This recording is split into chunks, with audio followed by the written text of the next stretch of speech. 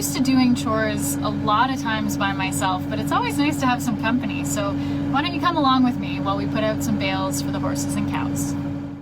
One thing we've added to our farm inventory this year is a bale spear.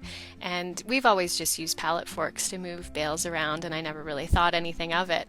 But that one little change has made all the difference, especially when the bales are frozen. It's just so much easier to get them and to drop them into the bale feeders themselves.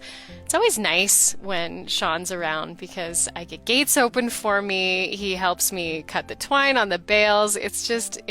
I'm kind of spoiled. I didn't even have to get out of the cab of the Kubota this day.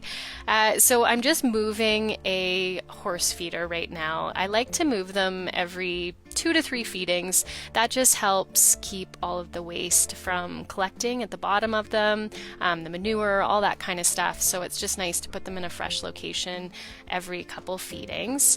And this is a slow feeder. So for the horses, I like to use these in the winter because it allows them access to the bale at all times, but they can't overeat. They have to grasp the hay through the actual net, and it simulates more of a foraging type idea, and it prevents a lot of waste on the bales.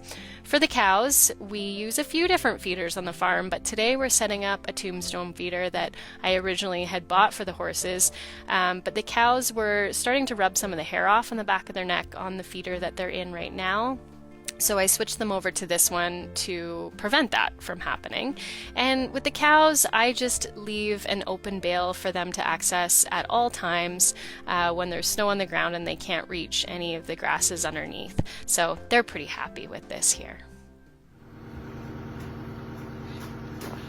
Well, chores are always a lot more fun with company. Thanks for joining. Until next time, I'll make you work harder.